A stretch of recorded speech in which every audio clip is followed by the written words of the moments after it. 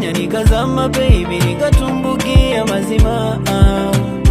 Kumbe ulikuwa galaya, sikujua kabla. Zinapita wiki hata nyumbani